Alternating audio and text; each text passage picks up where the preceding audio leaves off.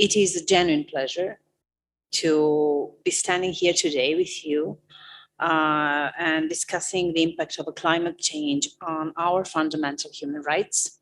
I would like to take the opportunity to thank to the organizers, Czech Academy of Sciences, Institute of State in London, notably CLAS, and especially Hanna Müllerova for kind invitation and for excellent organization of this important event for very pertinent topic, which is actually a challenging topic for the court I'm serving at right now.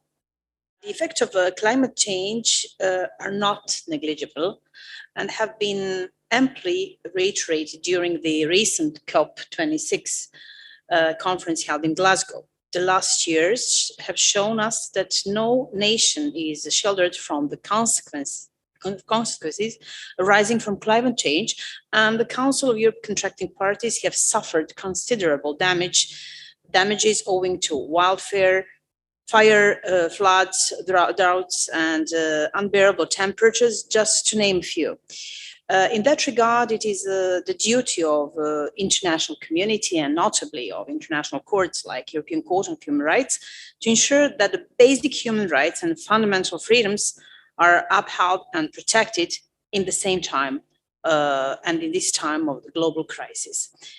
Even though the European Convention on Human Rights does not enshrine any right to the healthy environment as such, the court has been called upon to develop its case law in environmental matters because of the fact that exercise of certain convention rights may be undermined by the existence of harm to the environment and exposure to environmental risks.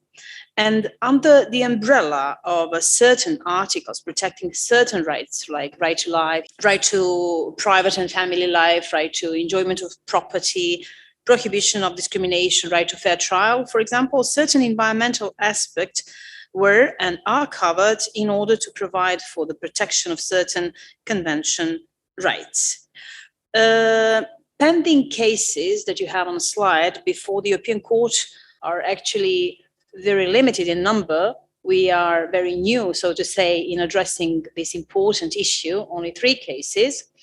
So I'm thankful to Mark for his a comparative approach when addressing this important issue. The importance of securing human rights in the climate change litigation has gained momentum in recent years, demonstrated by new cases being brought to international bodies, including my court, the Court of Justice of the European Union or United Nations treaty bodies. Let me first touch upon the applications brought to my court before addressing the legal challenges encountered with such cases and positive obligation of states in addressing the protection of human rights in climate change related litigation. While still being novel and pending cases, the European Court of Human Rights has seen 3 important applications being filed in the last few years. In particular, one case stands out as it does not allege the violation of a convention right by one contracting party, but by 33. And that is the case Duarte, Agostinho, and others versus Portugal and 32 other countries. In that case, the applicants composed of children and young adults ranging from 8 to 21 years old claim a violation of their right under Articles 2, 8, and 14, the right to life, private and family life, and the freedom from discrimination. The applicants argued that the respondent states, which include the EU member states, Norway, Russia, Switzerland, Turkey, Ukraine, and the United Kingdom, failed to implement their obligations to reduce carbon dioxide emissions to a level which would see temperatures rise to no more than 1.5 Celsius compared to pre-industrial level as afforded by the Paris Agreement. The applicants argued that the respondent states actively contribute to climate change by permitting the release of CO2 emissions on their territories, as well as territories of which they have jurisdiction. The export of fossil fuels, the import of goods, of a production of which involves the release of emissions into the atmosphere, and by permitting entities within their jurisdiction to contribute to the release of emissions overseas. This contributes to extreme heat waves experienced in Portugal, which quotation interferes with the applicant's ability to sleep, exercise, and spend time outdoors, and causes the anxiety among the potential impacts, both on them and families they have and they hope to have. So there is a pro futuro effect here, which is important, I think, for consideration. They also argue for the application of Article 14 of the Convention, so freedom from discrimination or protection against discrimination, as the inadequate adoption of mitigation measures as the current time unreasonably shifts the burden of solving the problem emanating from climate change to younger generations. In the second case, filed before the court a year ago, Swiss case, the Rhein Klimasenioren Schweiz and others versus Switzerland, an organization of elderly women alongside 4 individual elderly women claim a breach of their rights under Article 2 and 8 of the Convention due to Switzerland's alleged violation of its positive obligation to protect them from climate change-induced heat waves.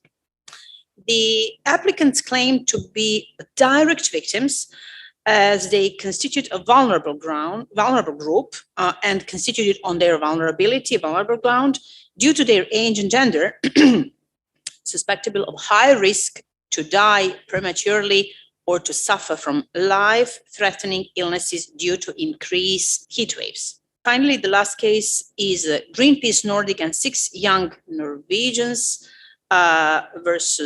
against Norway. And they claim that Norway violated its constitution.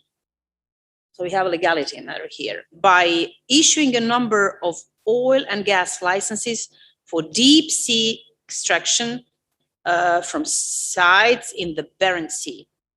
The applicants argued that the state failed to take precautionary measures of prevention and protection from the climate crisis, which resulted in violations of their Articles 2 and 8 Convention rights. The applicants argued that the Norwegian measures will substantially contribute to climate change, which results in a feeling of climate anxiety, emotional distress, and worry about the current and imminent risks of serious climate effects and how this will impact the life choices and the lives of future generations of the applicants. Again, there is an emphasis on a concern for the future, pro futuro effect. So due to the fact that these cases are pending and I'm serving judge, I cannot comment on them, definitely, as I said, but we are going to have a discussion or presentation on legal challenges before the court. Albeit not having a specific human right on the protection of climate change consequences, the cases before the court are filed based on allegations on breaches of certain rights enshrined by the Convention. Here, in these 3 cases, apart of discrimination, we have emphasis on right to life connected to health, now and pro futuro, and right to private and family life, so Articles 2 and 8. Whilst the court has prioritized both the Duarte Agustino and Verein Schweiz cases and has requested answers from the responding governments, the court has not yet provided its opinion or views on the admissibility or merits, although it is not my position to preview and provide any analysis on that kind. But I will highlight the legal challenges that the court faces in dealing with such cases. These include the requirement of applicants to obtain victim status. This is very problematic for every environmental oriented human rights case before the European Court of Human Rights. The unavailability of bringing class actions and the transnational jurisdiction of contracting parties. All three aspects provide certain limits to the ability of the court, to its competence, to adjudicate on climate change related applications. According to the admissibility criteria of the court under Article 34 of the Convention, an applicant must be a victim of a violation by one of the high contracting parties, meaning that he or she has been directly affected by the measures complained of. And this is quotation from Tennessee versus Moldova, Burden versus United Kingdom, Lambert and others versus France.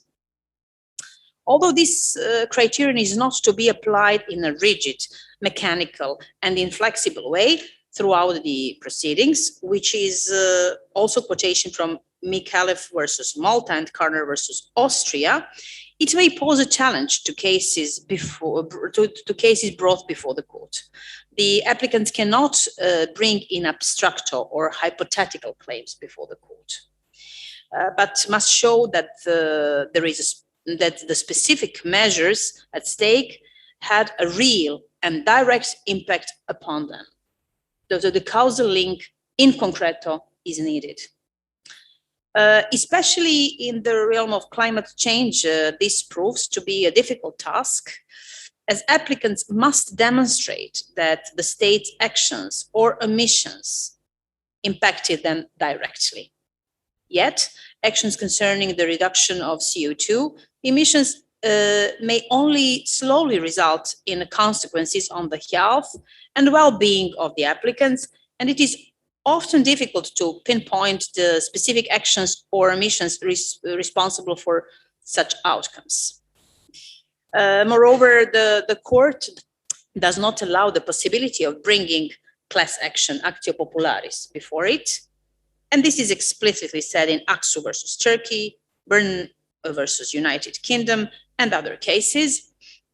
Thus, a group of individuals largely affected by climate change provisions enacted by respondent state would not be able to bring a case before the court based on a general group right to a safe and healthy environment. The rationale behind this limitation of the court admissibility criteria is to avoid complaints about the mere existence of a law applicable to any citizen of a country would, however, have directly been affected by the respective measures. And here is the quotation from Erabliere ACBL versus Belgium. So we have a case law, very, very developed case law on admissibility phase in this aspect. Applicants bringing a case to the court and thus subject to a high threshold of demonstrating whether and how they were affected. This high threshold poses considerable limits to cases being able to be brought to before the difficulty in acquiring sufficient proof of demonstrating a reasonable risk of violation of a convention rights due to climate change related legislation and the prohibition of claiming an overall breach of a group right. Turning to the issue of a jurisdiction, the pending case of Duarte Agostino represents a perfect example of encountered challenges. Although the applicants are residents of Portugal, they have lodged a complaint against 32 other countries, claiming that these are equally responsible for the effects of climate change, thus holding extraterritorial jurisdiction.